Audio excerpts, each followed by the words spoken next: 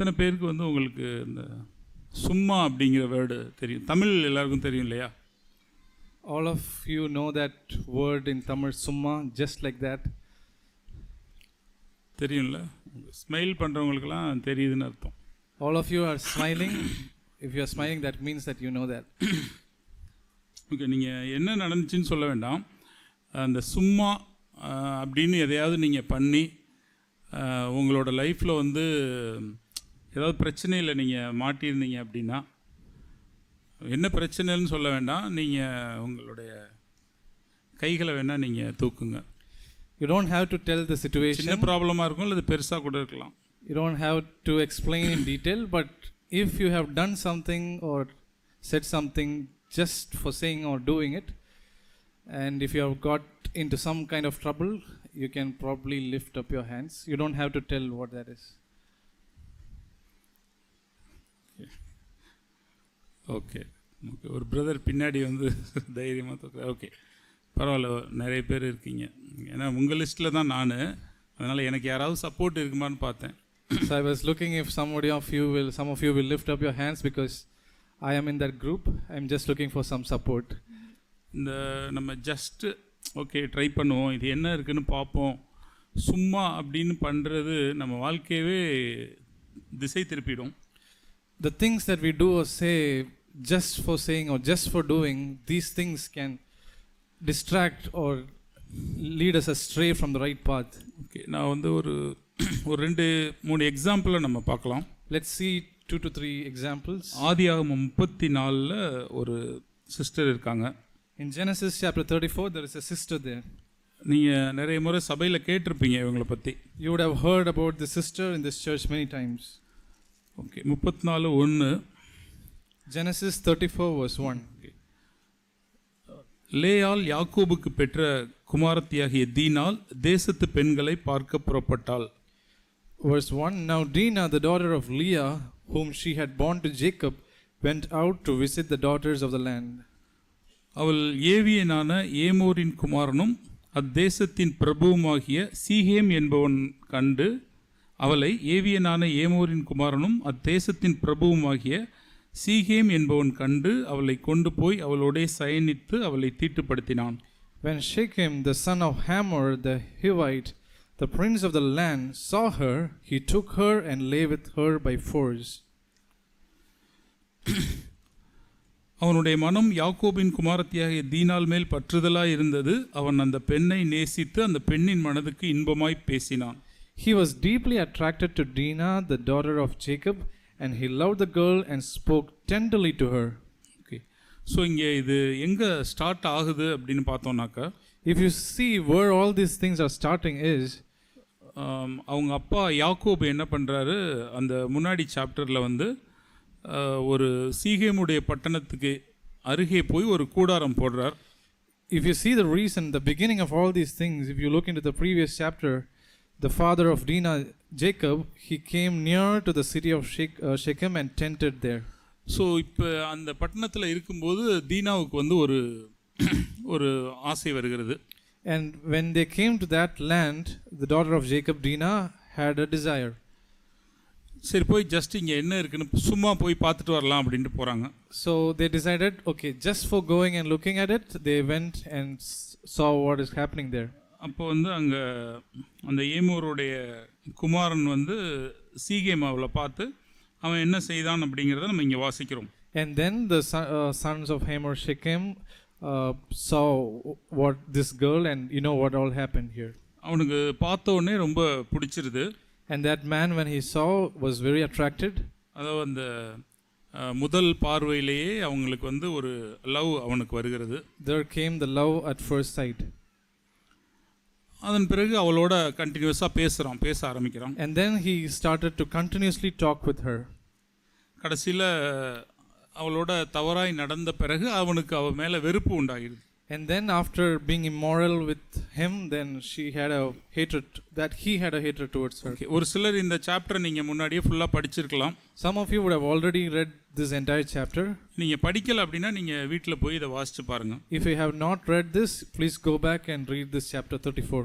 தீனால் வந்து ஜஸ்ட் இந்த பட்டணத்தை போய் பார்ப்போம் அப்படின்னு அவங்க எடுத்த அந்த ஒரு சும்மா அந்த விருப்பத்துக்கு பின்னாடி எத்தனையோ பேர் இறந்து போயிடுவாங்க கடைசியில் பார்த்தோன்னா. If you see that just for the sake of doing it or seeing that Dina did that, and then because of this many people died after that. யாக்கோபோட சாட்சி கெட்டு போயிடும் அந்த இடத்துல. The testimony of Jacob was defiled there. இவளோட வாழ்க்கையும் வீணாயிடும், தீனாலோட வாழ்க்கையும் spoil ஆயிடும். Her life, Dina's life was also spoiled. So கண்டிப்பாக அங்கே ஒரு ரெஸ்ட்ரிக்ஷன் இருந்திருக்கும் தீனாலுக்கு. Dina would obviously have had a restriction there. இந்த இடம் வந்து புறஜாதிகள் இருக்கிற இடம், அந்த சீகேம்ங்கிறவங்க இருக்கிற இடம். This is a restricted area for the Gentiles, and people of Shechem would be there. நீ இங்கே கேர்ஃபுல்லாக இருக்கணும் அப்படின்னு அவங்களுக்கு instruct பண்ணியிருந்திருப்பாங்க. You should be careful here, and there would have been so many restrictions like that. அவங்களுக்கு ஏதோ ஒரு fine மார்னிங்கோ ஒரு ஃபைன் ஈவினிங்கோ, சரி சும்மா நம்ம என்ன பெரிய தப்பாக பண்ண போகிறோம், போய் பார்க்க தானே போகிறோம் அப்படின்னு அவங்க கிளம்பி போனாங்க. One fine morning or one fine evening they thought, am I going to do some sin? We are just going to see that place. What's wrong in that? So அந்த சும்மா போனது ஒரு பெரிய ஒரு கான்சிக்வன்சஸ் அவங்களுக்கு வந்துடும். Doing things just for the sake of doing and trying it out ended up in some consequences there. அடுத்தது வந்து 38வது அதிகாரத்தில் ஒருத்தர் இருக்கார். And ஆதியாகமம் Genesis 38, there is another person there. இங்கே யூதா வந்து யாக்கோபுடைய ஒரு மகன். Judah is one of the sons of Jacob.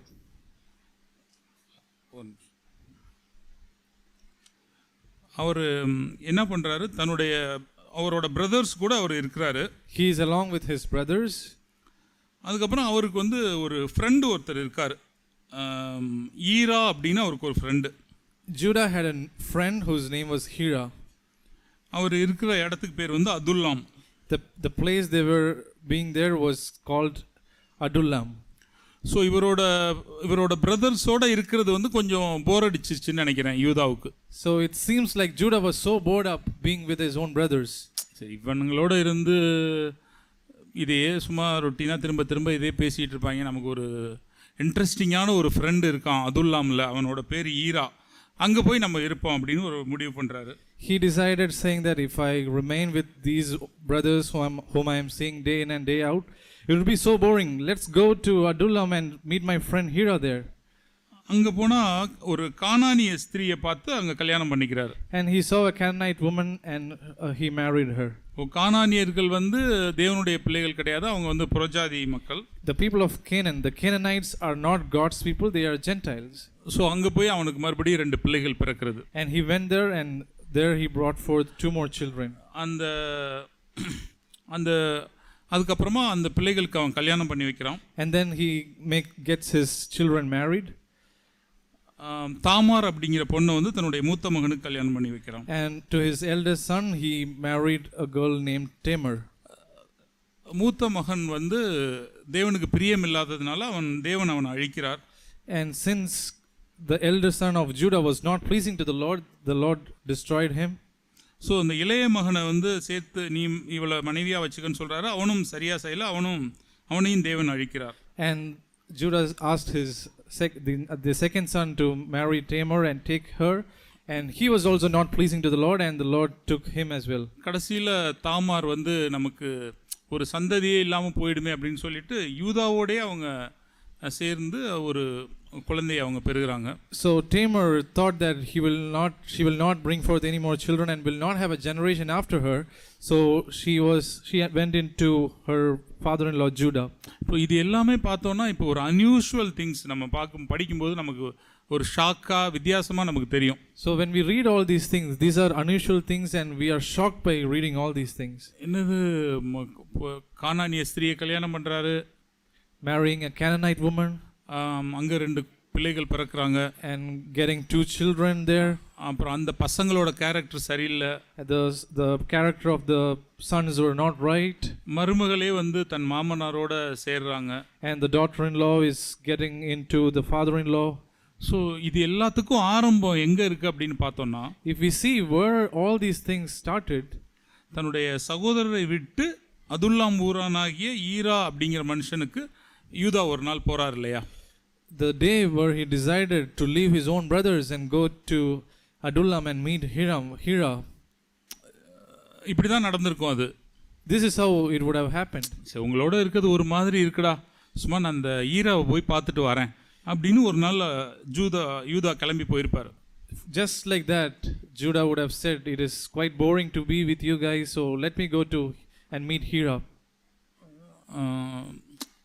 ஆம் சௌரிகள், நம்ம லைஃப்பில் வந்து சில பேருக்கு உங்களுக்கு தெரியும், இந்த மாதிரி நீங்கள் போய் ஏதாவது பிரச்சனையில் மாட்டினது உங்களுக்கு தெரிஞ்சிருக்கும். ஒரு சிலர் வந்து இந்த மாதிரியான ஒரு டெம்டேஷனில் நீங்கள் இருந்து கொண்டு இருக்கலாம். இப்போ yes, dear brothers and sisters, you would know that you would get into trouble because of that, and just like that you would do something, and you know that. பசங்க இப்போ இந்த ஸ்கூல் படிக்கிறவங்களும் இருக்கீங்கல்ல, இப்போ ஸ்கூலில் என்ன பண்ணுவாங்க, இப்போ காலேஜில் உள்ளவங்களுக்கெல்லாம் ஓரளவுக்கு இந்த உலகத்தில் எதெல்லாம் தப்பு ரொம்ப மோசமான விஷயங்கள் தெரிஞ்சிருக்கும். Some of you here are in school, and for those who are in college, you know what are the obvious sinful things, wrong things in the world. ஆனால் நீங்கள் வந்து இப்போ ஒரு 7th-லையோ 8th-லையோ மேபி 5th-ல கூட கரப்படுறாங்களா என்னன்னு எனக்கு டவுட்டாக இருக்குது. But look at the case of those who are in 7th and 8th, and even be it 5th, the children could be defiled.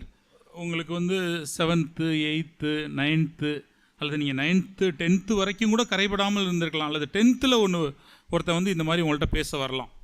Even at 7th, 8th and 9th you would have been undefiled, but at 10th, when you are in 10th standard, someone can come to you like this. உங்கள் வாழ்க்கையே அந்த திசை திருப்புற விஷயம் ஏதோ ஒரு நாள் school முடிஞ்சதுக்கப்புறம் ஒரு ஸ்கூலோட பிரேக்கில் ஒரு இன்டர்வெல் டைமில் நடக்கலாம்.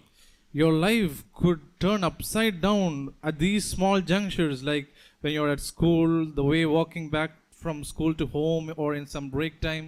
அவங்க ஏதாவது ஒரு ஸ்மோக் பண்ணுற விஷயத்தையோ அல்லது ஏதோ ஒன்றையோ கொடுத்து தெரியுமாடா தட் ஜஸ்ட் ட்ரை பண்ணுறா அப்படிங்களாம். They would pass on probably a cigarette and say, do you know how it feels when we smoke? You can just give a try. நீங்கள் வந்து இல்லைடா, நீங்கள் வந்து ஃபஸ்ட்டு டைமாக இருக்கிறதுனால ஷாக் ஆகி இதெல்லாம் என்னடா இதெல்லாம் சொல்கிற அப்படின்னு நீங்கள் சொல்லலாம்.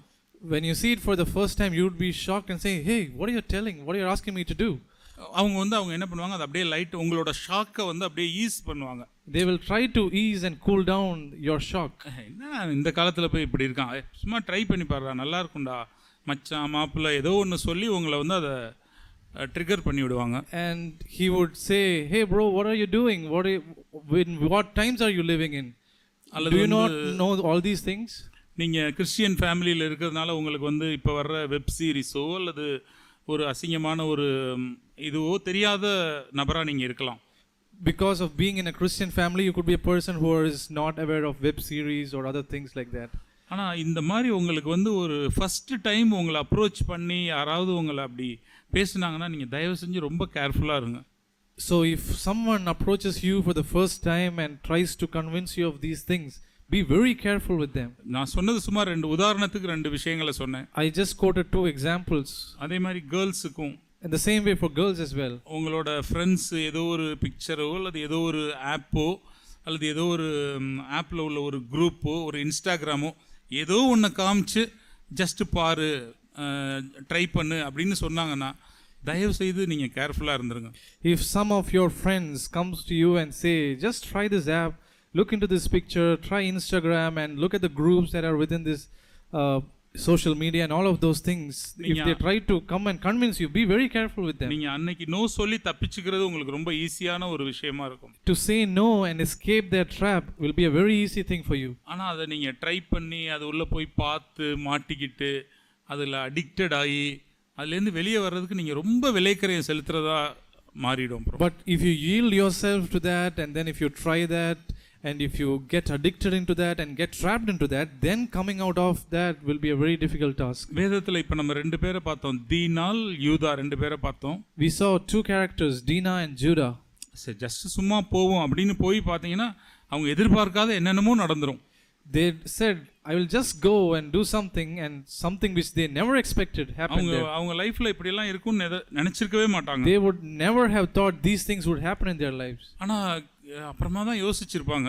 And after that they would have thought, நம்ம பிரதர்ஸ் பேசுறது ஒரு வேளை போரிங்கா இருந்திருக்கலாம், ஆனா என் பிரதர்ஸ் கூட நான் இருந்திருக்கலாம்ல அப்படின்னு யூதா நினைச்சிருப்பான். Judah would have thought, to be with my brothers and spending time with them was quite boring, but it would have been very good if I remained with them. நான் போய் அந்த சீகேம் பட்டணத்தை சுற்றி பார்க்காம நான் வீட்டிலே பேசாமல் இருந்திருந்தேன்னா இவ்வளோ நடந்திருக்காதுல்ல அப்படின்னு தீனால் நினச்சிருப்பாங்க. Dina would have been thinking that if I had not roamed around to just look into the places in Shechem, I would have been preserved. உங்களுக்கு இன்னொரு நபரையும் நான் காட்டுகிறேன். I would like to show one more character. Samson. Samson. நியாயாதிபதிகள் 14வது அதிகாரத்தில் அவனை பற்றி இருக்கும். In Judges chapter 14 you can read about him. அவன் வந்து ரொம்ப ஒரு ஹையர் காலிங் அவனுக்கு இருக்கும் சிம்சோனுக்கு. Samson had a very higher calling. ஒரு இந்த திம்னாத்தில் போய் ஒரு ஸ்திரியை பார்க்கறதுக்கு முன்னாடி ஜஸ்ட் ஒரு வசனம் பார்த்தீங்க அப்படின்னா அவன் மேலே ஒரு பெரிய ஒரு காலிங், அவன் மேலே ஒரு தரிசனம் இருக்கிறத நம்ம பார்க்க முடியும். If you just before the verse where Samson went down to Timnah, if you look at that verse, there was such a good purpose and calling that Samson had. 24ல நம்ம வாசிக்கிறோம். Verse 24 we read. 13:24. Chapter 13 verse 24. பின்பு அந்த ஸ்திரீ ஒரு குமாரனை பெற்று அவனுக்கு சிம்சோன் என்று பெயரிட்டால் அந்த பிள்ளை வளர்ந்தது, கர்த்தர் அவனை ஆசீர்வதித்தார். Then the woman gave birth to a son and named him Samson, and the child grew up and the Lord blessed him. 25ல அவன் சோராவுக்கும் எஸ்தாவோலுக்கும் நடுவில் உள்ள தானின் பாளையத்தில் இருக்கையில் கர்த்தருடைய ஆவியானவர் அவனை ஏவத் துவக்கினார். And the spirit of the Lord began to stir him in Mahanaim Dan between Zorah and Eshtaol. Okay, so தேவன் இடைப்படுகிற ஆவியானவர் இடைப்படுகிற ஒரு நபராக இருக்கிறார். He was a person who was being dealt by the spirit.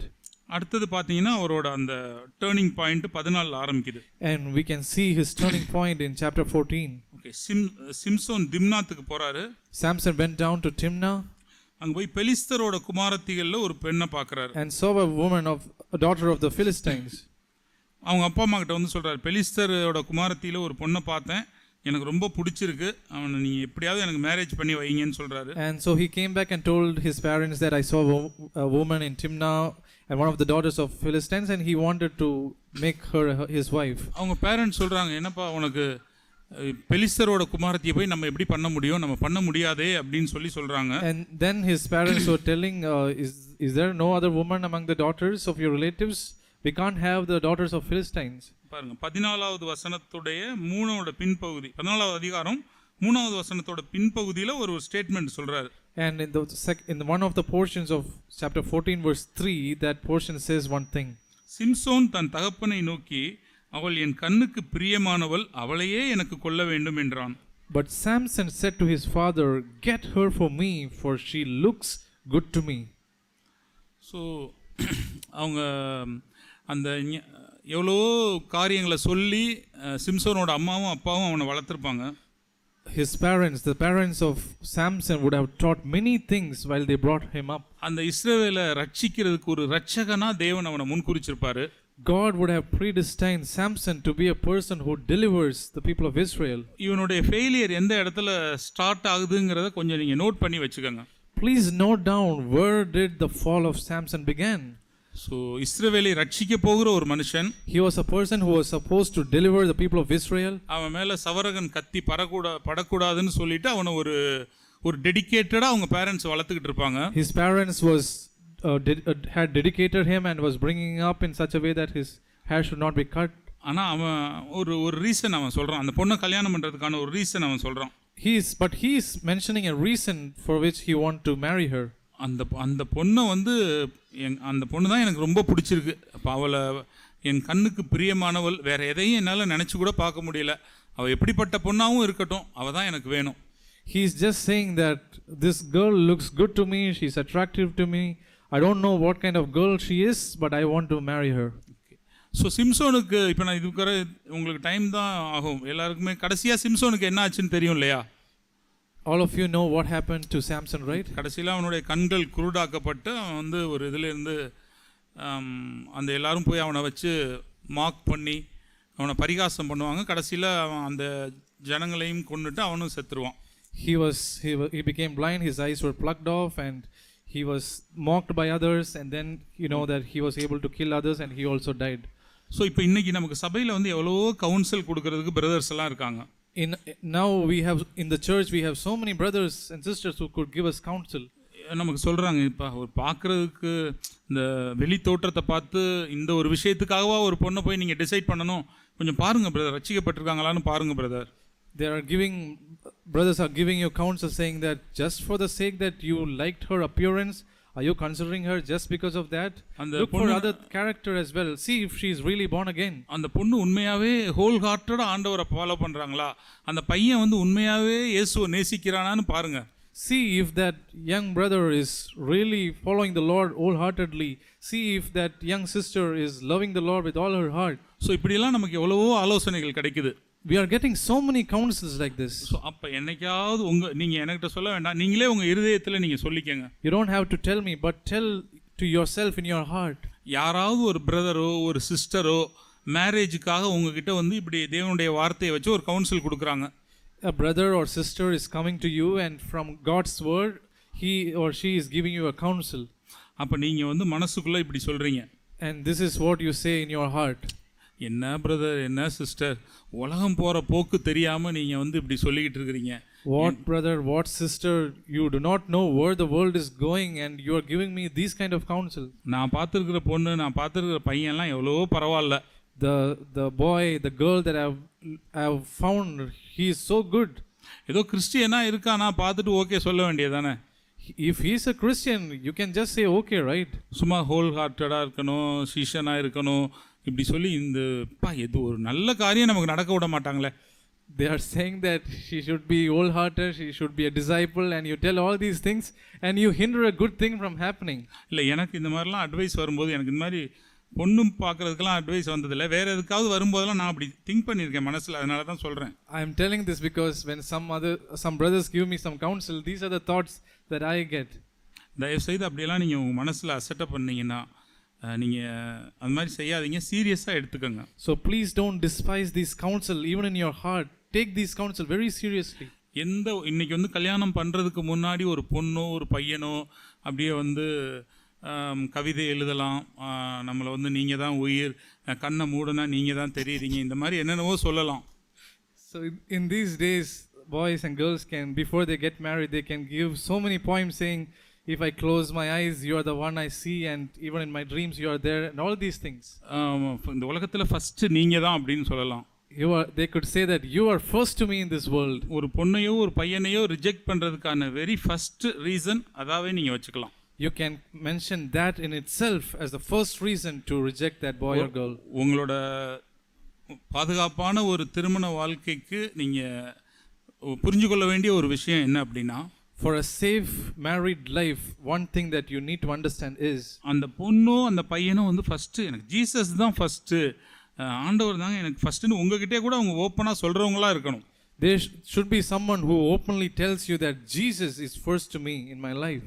ஏன்னா அநேக சூழ்நிலையில் வந்து இயேசு கிறிஸ்துவ ஃபஸ்ட்டாக வச்சு அவர் சொல்கிறத கேட்குறவங்க தான் உங்களை ஒழுங்காக கவனிச்சுக்குவாங்க. Because those who keep Jesus as first in their life and listen to him are the ones who can preserve you and help you. நாளைக்கு ஆஃப்டர் மேரேஜ் வந்து நீங்கள் அவங்கள அசட்டை பண்ணும்போது அல்லது கீழ்ப்படியாமல் நடக்கும் பொழுது அல்லது வெறுக்கும் போதெல்லாம் அவங்க இயேசுவை நேசிக்கிறவங்களா இருந்தாங்கன்னா தேவன் அவங்களோட பேசுவார். After marriage, if you despise and if they hate or if they don't love, if they are the ones who are loving the Lord and saving and listening to the Lord, they will be the ones who will be faithful. ஆனால் மனுஷீகமாக அவங்க உங்களை தான் first அப்படின்னு வச்சாங்கன்னா அதெல்லாம் வந்து கொஞ்ச நாளைக்கு தான் இருக்கும் அந்த இதெல்லாம். But in a carnal way, if they say that you are everything for me and all of that, it will not last long. இந்த சிம்சோனோட ஒரு பெரிய ஒரு டிராபேக்கே என்ன அப்படின்னா, one of the drawbacks of Samson was, அவன் செய்கிறத யார்ட்டையும் ஷேர் பண்ண மாட்டான். he will not share anything that he is doing. யாராவது வந்து ஒரு ஆலோசனை கொடுத்தாலும் அதை கேட்க மாட்டான். If somebody comes to him and gives a counsel, he will not listen to that. ஒரு இன்சிடென்ட் அவனோட லைஃப்பில் நடக்கும். An incident would happen in his life. சரி, ஓகே, இவனோட இது தாங்க முடியாமல், ப்ரெஷர் தாங்க முடியாமல் கல்யாணம் பண்ணி வைக்கலாம் அப்படின்னு சொல்லிட்டு அவங்க அம்மா அப்பா அவனை கூட்டிகிட்டு போவாங்க. His dad and mom, without not being able to bear the pressure that he is giving, decided to, okay, we'll get you married to that woman, and they are taking him. அந்த திம்னாத் ஊர் திராட்சை தோட்டங்கள் வழியா நடந்து போயிட்டு இருப்பாங்க. They were walking through the vineyards of Timnah. Maybe அவங்க அப்பா அம்மா கொஞ்சம் முன்னாடி போயிட்டாங்கன்னு நினைக்கிறேன். I think the parents walked a little ahead of him. இல்லனா இவன் கொஞ்சம் முன்னாடி போயிட்டான் போல. Or else Samson would have walked a little ahead of his parents. இப்போ ஒரு சிங்கம் அவனுக்கு முன்னாடி வருது. And now a lion is coming before him. சிங்கம் வந்த உடனே இவனுடைய பலத்தை பிரயோகிக்கிறதுக்கு ஒரு சான்ஸ் அவனுக்கு. And now when the lion was coming towards him, it is a chance for him to show his strength. அந்த சிங்கத்தை அடிச்சு சாகடிச்சிடுறான். And he slayed that lion. அடிச்சு ஒரு இடத்துல போட்டுட்டு போயிடுறான். And he killed that lion and he put it on one side and he went on. இதுக்கு அப்புறம் இது இவ்வளவு பெரிய இன்சிடென்ட் நடந்திருக்கல, இவங்க அம்மா அப்பா கிட்ட போய் ஒரு வார்த்தை கூட அதை பத்தி பேசல. This a big incident had happened and he did not say one thing about this incident to his parents. Okay, அடுத்தது இன்னொரு முறை அந்த வழியா நடந்து வர்றாங்க. And now they are going through another path. அந்த பொண்ணை கல்யாணம் பண்ணிக்கிட்டு திரும்பி வந்துடுறான். He married that girl and he's coming back. இப்போ இவன் ஒரு விஷயத்தை சும்மா செய்யறான் Samson. And now Samson is doing one thing just for the sake of doing it. சிங்கத்தை அடிச்சான், செத்துடுச்சு, கல்யாணம் ஆயிடுச்சு, திரும்பி வர்றான். வீட்டுக்கு நேரா போக வேண்டியதானே. He was going and he found a lion, he killed it and he went on and married a girl and he's coming back. 14:8 நம்ம வாசிக்கிறோம். Before going to his home, he is doing something in chapter 14 verse 8. சில நாளைக்கு பின்பு அவன் அவளை விவாகம் பண்ணி திரும்ப வந்து சிங்கத்தின் உடலை பார்க்கிறதற்கு வழி விலகி போனான். When he returned later to take her, he turned aside to look at the carcass of the lion. இதோ சிங்கத்தின் உடலுக்குள்ளே தேனீ கூட்டமும் தேனும் இருந்தது. And behold, a swarm of bees and honey were in the body of the lion. அந்த தேனை எடுத்து அவன் சாப்பிட்டுட்டு அவங்க அப்பா அம்மாவுக்கு கொண்டு வந்து கொடுக்கறான். And now he took the honey into his hands and then he came and gave it to his parents as well. ஒரு செத்து போன சிங்கத்தோட உடல்ல இருந்து எடுத்த தேன் அப்படிங்கறத அவங்க அப்பா அம்மாவுக்கு சொல்லல. He did not tell his dad and mom that this is a honey that was taken out of a dead body of a lion. ஏன்னா அவங்களோட அந்த பிரமாணத்தின்படி அவங்க செத்து போன ஒரு இதுல இருந்து அவங்க அதை சாப்பிட கூடாது.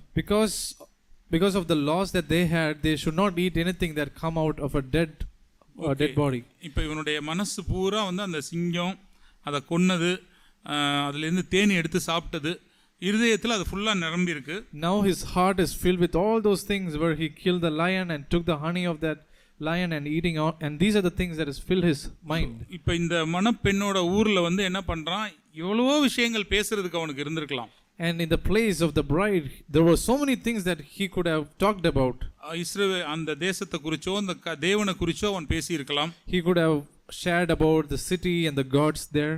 ஆனா அவனோட இருதயம் பூரா அந்த சிங்கம், அதை அடிச்சது, அதுல தேன் வந்தது, தேனை சாப்பிட்டது, இதுதான் நிரம்பி இருந்தது. But his mind was filled with the lion, killing the lion, taking the honey out of that dead lion's body and eating it. These are the things which had filled his heart. இங்க என்ன பண்றான், ஒரு விடுகதையை சொல்றான்.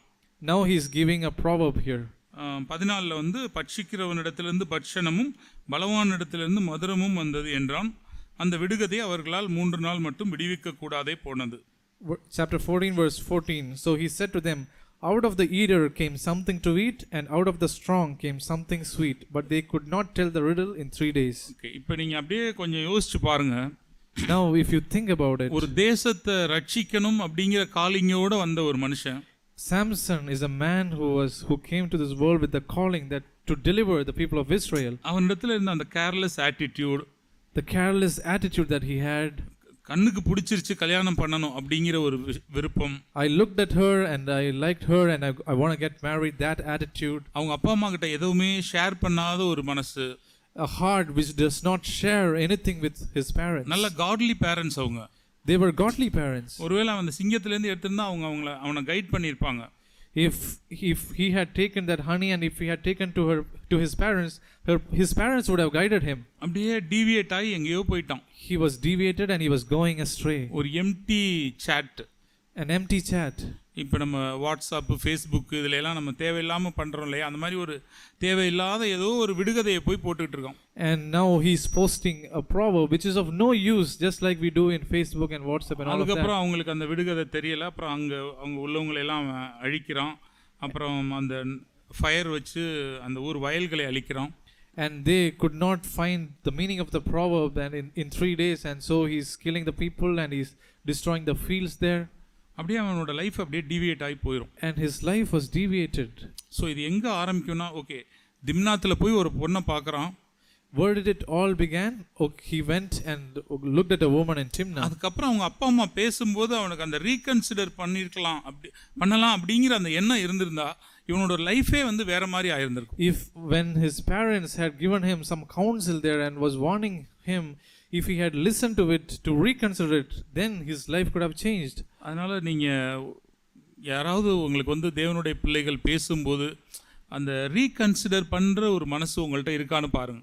So when godly people are giving you counsel, see to it that you have a heart to reconsider the decision that you have taken. ஏன்னா உங்களுக்கு ஒரு 20 years வரைக்கும் பார்த்தீங்க அப்படின்னா இந்த உலகத்திலே ரொம்ப நமக்கு தான் எல்லாமே தெரிஞ்சிச்சு அப்படிங்கிற மாதிரி ஒரு மைண்ட் செட் இருக்கும். Because until the age of 20 you will have a mindset thinking that I know everything in this world. உங்க அம்மா அப்பாலாம் ஏதோ புராண இதிகாச காலத்து மக்கள் மாதிரி உங்களுக்கு கண்ணில் தெரிவாங்க. Your parents would seem like some antique products. எந்த காலத்துல என்ன பேசுறாங்க பாருடா அப்படின்னு இருக்கும். At what are these guys saying in these times? உங்களோட ஃப்ரெண்ட்ஸ் நீங்க இருக்கிற அந்த ட்ரெண்ட் அதுதான் உங்களுக்கு ரொம்ப பெருசா தெரியும். Your friends, the current trend that you're in, all these things would look big to you. உங்க அம்மா அப்பா ஏதோ ஒரு விஷயத்த ஃபார் எக்ஸாம்பிள் நீங்க வந்து இப்போ இன் பண்றீங்க ஷர்ட்டை. Maybe your parents would have said something. For example, you would have inked your shirt. ப்ராப்பரா நீங்க பண்ணல. You had have tugged in your shirt, but it's not proper. உங்க அம்மா அப்பா வந்து இப்படி போறான்னா எதனால போவான், இதுக்கப்புறம் என்ன நடக்கும், இதெல்லாம் பார்த்துட்டு ஒரே ஒரு வார்த்தை மட்டும் உங்கள்கிட்ட சொல்லுவாங்க. Since your parents would have seen what would happen after this and your consequences of all of these, they would have told you just one thing. ஆனால் அவங்களுக்கு வந்து ஏன் இப்படி பேசுகிறாங்க இந்த இதில் என்ன இருக்குது அப்படின்னு உங்களுக்கு தோணும். But you will think, why are they saying these things? What's wrong here? So அதனால் வந்து எல்லா விஷயங்களையும் வந்து ஒரு 4 பேர் நிற்பாங்களா இருக்கும். அந்த டைமில் வந்து உங்கள் அப்பா அம்மாவால் ஒரு ஃபுல் எக்ஸ்பிளனேஷன் கொடுத்து ஒரு விஷயத்தை உங்களுக்கு சொல்ல முடியாது.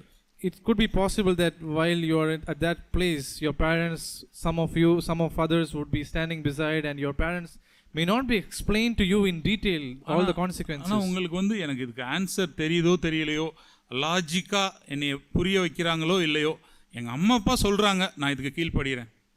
But if you can say, I do not understand the logic or reason behind what they are saying, but my parents have told it, so I am obeying. If I have that attitude, அது ஒருவேளை வந்து உங்களுக்கு போரிங்கான விஷயமா இருக்கலாம், அல்லது உங்கள் ஸ்கூலில் காலேஜில் யாருமே ஃபாலோ பண்ணாத விஷயமா இருக்கலாம். ஆனால் நீங்கள் பிளைண்டாக எங்கள் அப்பா சொன்னார், எங்கள் அம்மா சொன்னார் அப்படின்னு நீங்கள் கீழ்ப்படிங்க, தேவன் உங்களை ஹானர் பண்ணுவார். If you can say, I do not understand what they are saying, the friends around me are not doing it, the world is not following that, but my parents have told it, so I am going to obey. If that is my attitude, then God will certainly honor me. So அதனால் இந்த first விஷயம் வந்து இந்த just like that சும்மா அப்படிங்கிற விஷயத்த ரொம்ப சீரியஸாக நீங்கள் எடுங்க. So the first thing that I want to share was take seriously when it comes to you and when you sing things just like that. வரியாடா சும்மா பஸ் ஸ்டாப்புக்கு போயிட்டு வரலாம். Are you coming? We'll just go to the bus stop and we'll come. வரியாடா நான் சும்மா D நகர் வரைக்கும் போகணும், ஏன்டா D நகர் வரைக்கும் போகணும், ஏன்டா.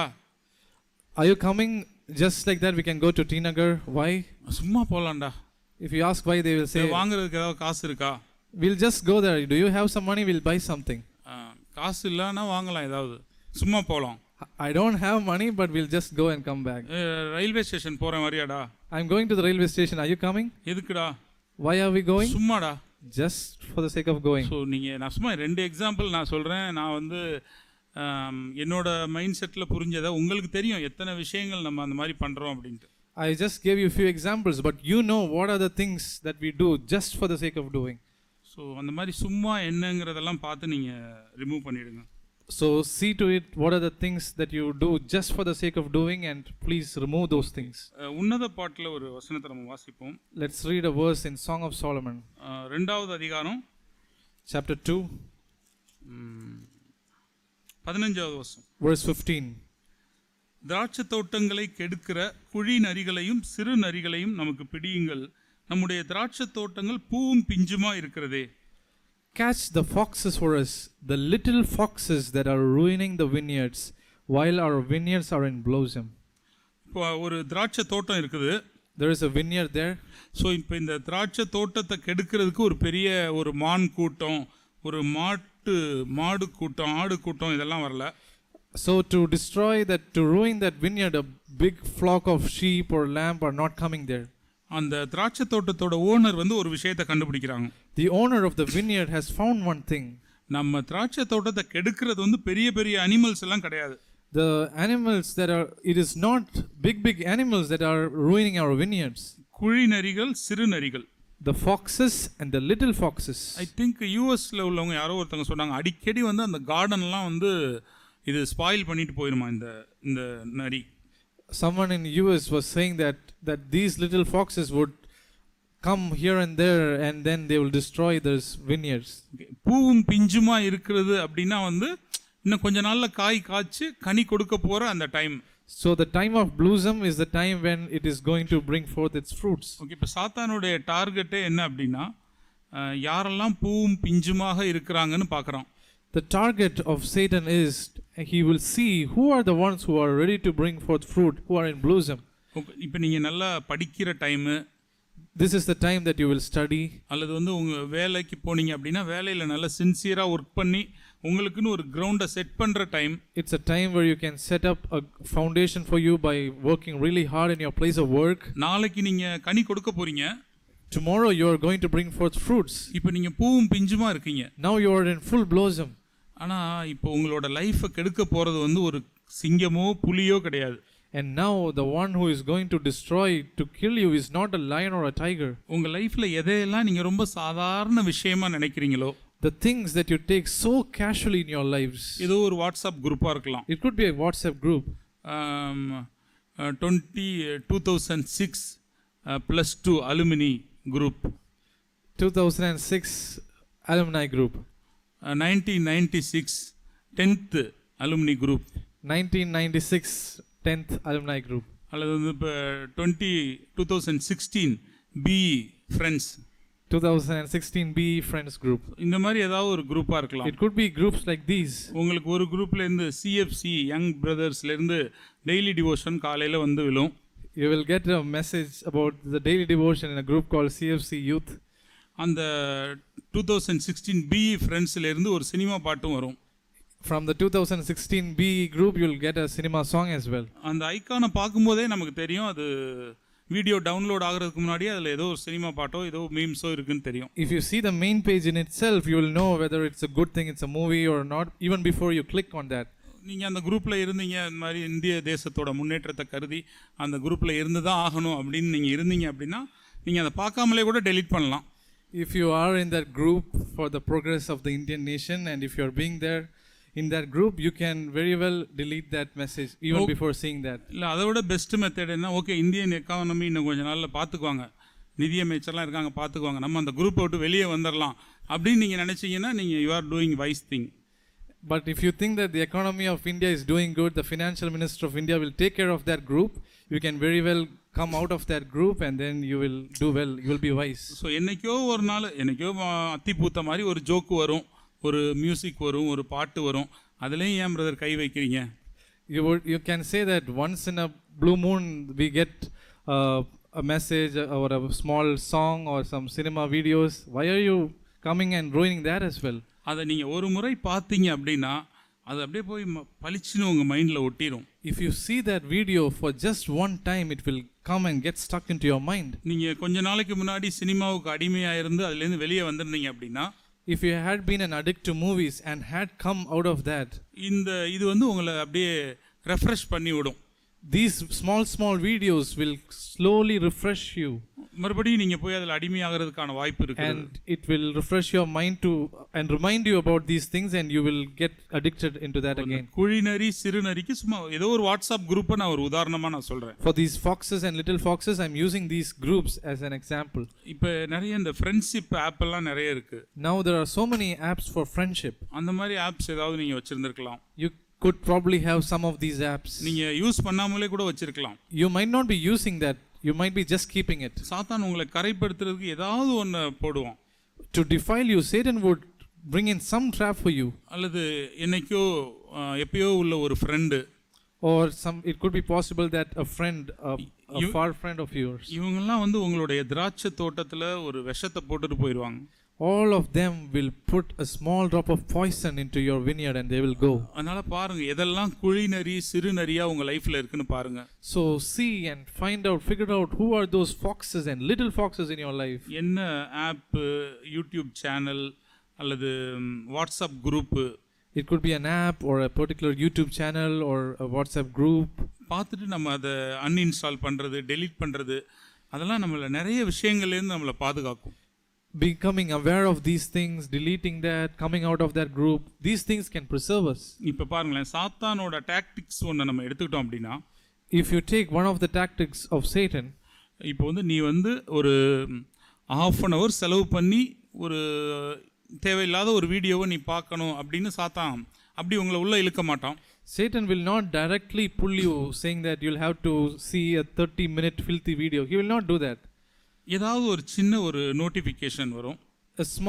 One small notification would come up. Okay, recent release trailer அப்படின்னு அந்த ஏதோ ஒன்று வரும். A small pop-up would come saying that a new movie has released, the trailer is out now. உங்களோட கியூரியாசிட்டியை தூண்டுற மாதிரி ஒரு 3 செகண்ட் அவனுக்கு போதும். He just needs 3 seconds to provoke your curiosity. Okay, just என்ன இருக்குன்னு பார்ப்போம் அப்படின்னு நீங்கள் உள்ளே போவீங்க. I will just see what is inside there. அல்லது ஏதோ ஒரு குரூப்ல இருந்து ஒரு மெசேஜாக இருக்கும். Or it could be a message from one group. So அவனோட டாக்டிக்ஸ் எல்லாம் உன்னோட ஒரு 2 செகண்ட் எனக்கு கொடு, அடுத்த 1 hour நான் பார்த்துக்கிறேன் அப்படிங்கிறது தான் அவனுடைய திட்டம். The plan, the tactics of the devil is just give me 2 seconds of yours and I will take care of your next 1 hour. ஆனால் நம்ம என்ன பண்ணுவோம், நம்ம அதே மாதிரி வயசா தேவனை நோக்கி போகிறதுக்கு நம்ம அப்படி யோசிக்க மாட்டோம். But we will not be wise to think that okay, I will now go towards the Lord. Okay, இப்போ நீங்கள் இன்னைக்கு காலையில் Bible வாசிக்கல. Okay, just for an example, you did not read your Bible today morning. நம்ம mind எப்படி set ஆகிருக்குன்னா, do you know how our mind would be set? எனக்கு இன்னும் 1/2 மணி நேரம் வேணும். I need 30 minutes now. 1/2 மணி நேரம் இப்போ இல்லை. I don't have 30 minutes. நாளைக்கு படிச்சுக்கிறேன். I will read it tomorrow. Okay, நான் ஜெபம் பண்ணலான்னு யோசிக்கிறேன். I am thinking about praying today. ஆனால் எனக்கு ஒரு 20 மினிட்ஸோ ஒரு 30 மினிட்ஸோ என்கிட்ட இல்லை இப்போ.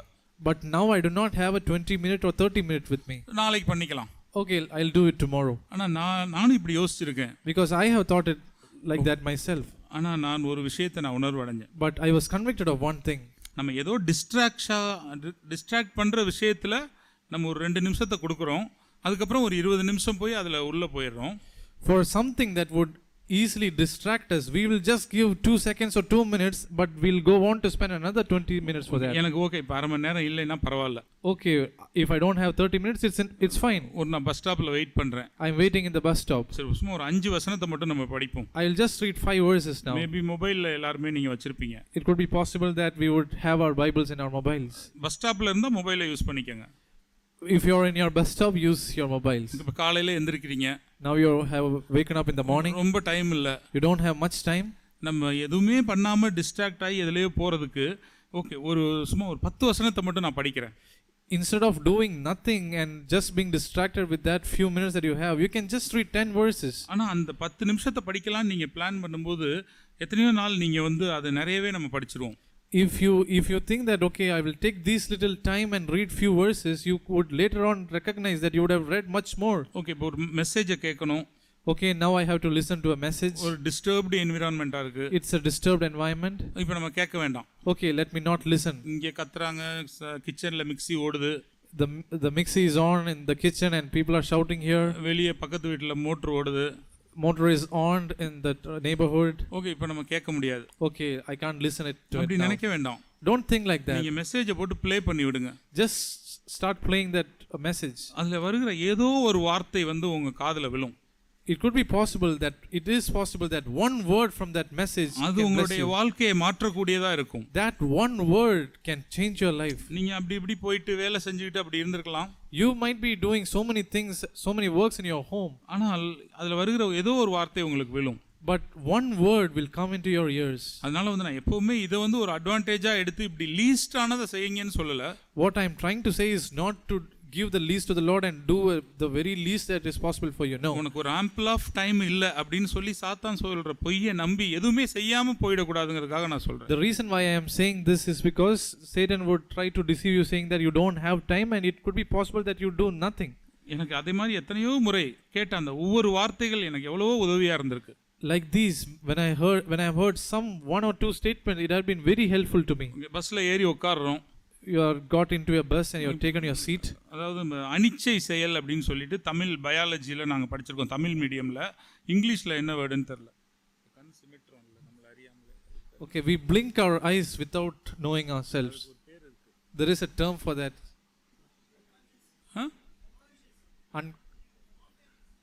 ஸ்பான்டேனியஸ் சம்திங், ஒரு பயாலஜிக்கல் டேர்ம் ஒன்று இருக்குது.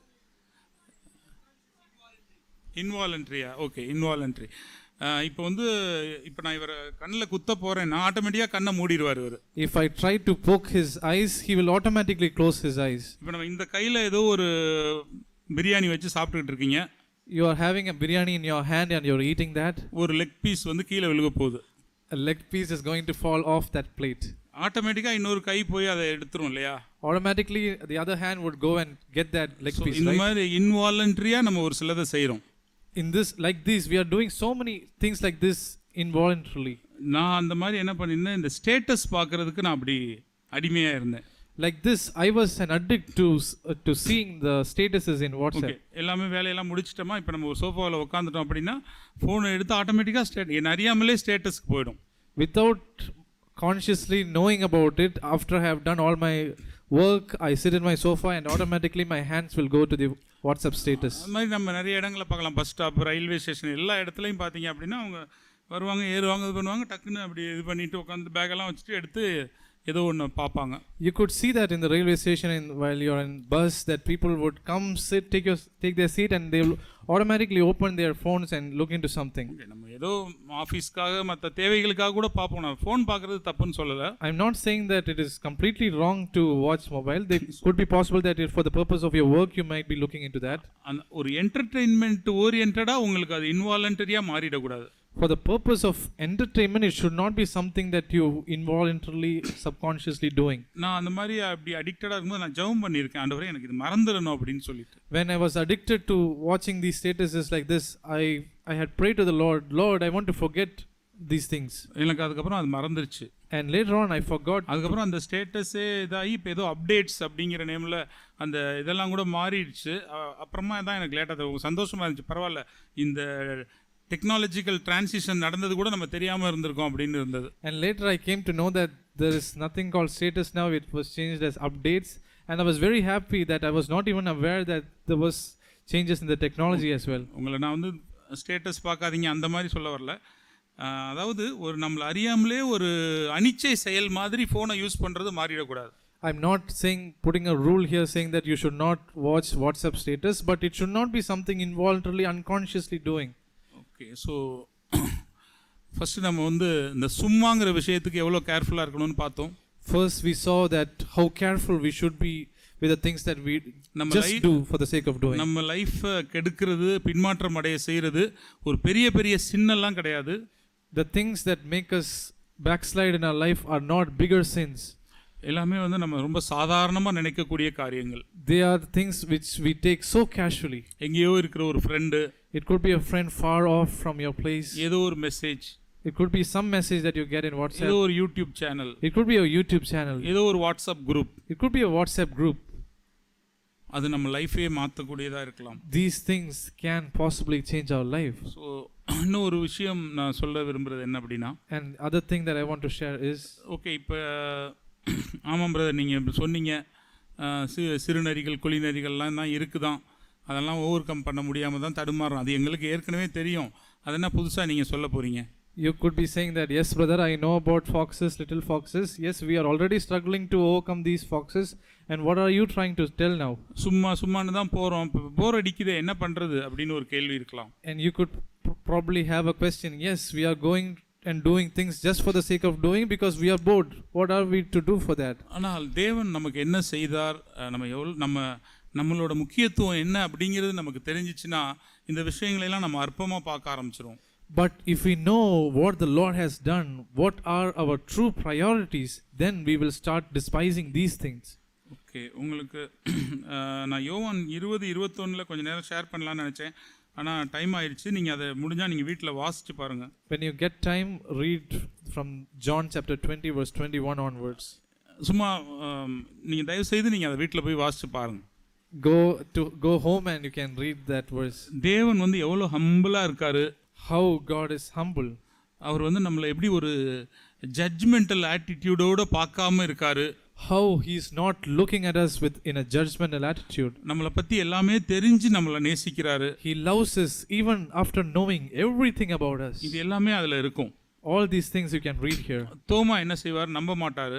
You know what Thomas did? He will not believe. தோமா இந்த பூமியில் இருக்கிற ஒரு மனுஷன். Thomas was a person who was in this world. இயேசு கிறிஸ்து நம்முடைய ரட்சகர். Jesus is our savior. நீ நம்பலையா போடா அப்படின்னு போயிருக்கலாம். Are you not believing? Okay, go. I don't care. He did not do that. தேவன் என்ன நினைப்பார்னா, இவனுக்குள்ள இருக்க இந்த அவிசுவாசம் இது நிமித்தமா இவன் என்னை இழந்து போக வேண்டாம் அப்படின்னு சொல்லிட்டு இறங்கி வருவார்.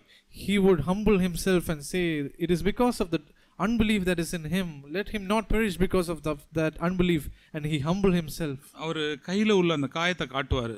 He would show the marks in his hand. இங்க பாருப்பா, இதை பாரு, இங்க ஹோல் இருக்கு பத்தியா, இங்க ஹோல் இருக்கு, என்னோட விழாவுல எல்லாம் ஓட்டை இருக்கு, உண்மையாவே நான் தான் ஜீசஸ் அப்படின்னு சொல்லுவார். He would come down and show Thomas all the marks of his wound in his hands and his side and say, you see all these things, these are the marks that I died for you. Real லைஃப்ல யார் அப்படி நடந்துக்குவா?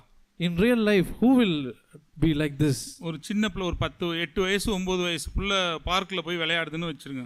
Just imagine that a child 8 to 10 years of age is playing in the park. அவங்க அம்மா நீ பார்க்குக்கு போகல வேற எங்கேயோ போன அப்படின்னு சொல்றாங்க. And the parent is saying, you did not go to park, go somewhere else. இல்லைம்மா இங்கே பாருங்க, என் காலில் சேரு இருக்குது பாருங்க, இந்த கிராஸ் எல்லாம் இங்கே ஒட்டி இருக்கு பாருங்க. ஆமாம்மா நான் உண்மையாகவே பார்க்குக்கு தான் போனேன் அப்படின்னு சொல்லி அந்த கன்வின்ஸ் பண்ணும் குழந்தை. And that child would try to convince his mom or dad, saying that look into the dirt in my legs and see the sand here in my shoes and all of that. I have really been to the park. And he will try to convince his mom or dad. யோவான் 20:27 இயேசு கிறிஸ்து அதே மாதிரி தோமா கிட்ட பேசுவார். In the same way Jesus would speak to Thomas. அதுக்கப்புறமா பேதுரு மீன் பிடிக்க போயிடுவாரு. And then Peter, we know about Peter going back fishing. அவர் மட்டும் போக மாட்டாரு, அவரோட கூட இருந்த மற்றவங்களையும் பேக்ஸ்லைட் ஆகி கூட்டிட்டு போயிடுவாரு. Not just him, but along with him others would also backslide and go along with Peter. இயேசு கிறிஸ்து அவர்களை தேடி வருவார். Jesus would come looking for them. ஏதாவது உங்கள்கிட்ட சாப்பிட இருக்கான்னு கேட்பாரு. Do you have anything to eat? He asks. ஆனா இதே நம்மளா இருந்தா நம்ம என்ன பண்ணிருப்போம்? But if it were us, what would we do? இந்த பூமியில இருக்கும்போதெல்லாம் நான் அவ்வளோ பேசினேன், எல்லாத்தையும் மறந்துட்டு நீ போனதும் இல்லாம கூட 2 பேரையும் சேர்த்து கூட்டிட்டு போயிட்டல்ல. If we were in that place where Jesus was, we would have said, I was with you in this earth for so many years and see what you have done. You were backslidden and you took other disciples also along with you. வலையெல்லாம் போட்டு மேலே வாங்கயா, put all that nets and come up. இன்னும் ஒரு நாள் தேடினீங்கனாலும் ஒரு மீன் கிடைக்காது. Even if you look for one more day, you will not get any fish in your boat. நம்மளா இருந்தா அப்படிதான் இருப்போம். This is how we would have spoken there. இயேசு கிறிஸ்து எவ்வளவு ஜென்டிலா, சரி ஓகே இங்க மீன் கிடைக்கலையா, அந்த சைடு வலைய போடுங்க அப்படின்னு சொல்லுவாரு. But Jesus was so gentle and he was saying, you did not get fish there, cast your net on the other side and you will get fish. சரி அவங்க எல்லாம் வருவாங்க, ஒரு ஃபிஷ் எல்லாம் ஃப்ரை பண்ணி ரெடியா வச்சிருப்பாரு. And when the disciples all came ashore, Jesus would have fried fish and would have prepared it for them. ஒரு கம்ப்ளீட்டா இயேசுவை விட்டு விலகி போன, மறுதலிச்சிட்டு போன, பழைய வாழ்க்கைக்கே போயிடலான்னு நினைச்சவங்களை பார்க்கும்போது இயேசுவினுடைய மனப்பான்மை இப்படி தான் இருக்கு. This was the attitude which Jesus had towards those people who completely left him and went to live their own lives. யோவான் 6:37 வாசிப்போம். Let's read John chapter 6 verse 37. பிதாவானவர் எனக்கு கொடுக்கிற யாவும் என்னிடத்தில் வரும், என்னிடத்தில் வருகிறவனை நான் புறம்பே தள்ளுவதில்லை. All that the Father gives me will come to me, and the one who comes to me I will certainly not cast out. So ஒருவேளை நீங்கள் இன்றைக்கி ஒரு பேக்ஸ்லிடன் லைஃப்பில் இருக்கலாம். It could be possible that you are living a backslidden life today. நான் இவ்வளோ நாள் சபையில் இருந்து இந்த வசனத்தை எல்லாம் கேட்டதுக்கான வாழ்க்கை என்கிட்ட இல்லைங்க அப்படின்னு இருக்கலாம். You would be saying that I have been sitting in this church for a long time now and my life does not replicate to what I have heard. இயேசு கிறிஸ்து நீங்கள் உங்களை ஒரு ஓகே அப்படின்னு ஒரு போலீஸ்காரர் மாதிரி நீங்கள் பார்த்தீங்க அப்படின்னா அவர்கிட்ட வர்றது கஷ்டம் உங்களுக்கு. If you see God as a policeman, it would be very difficult for you to come to him.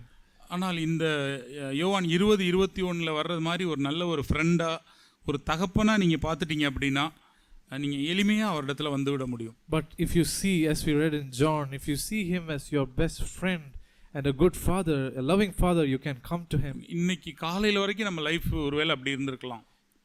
Our life would have been terrible even until this morning.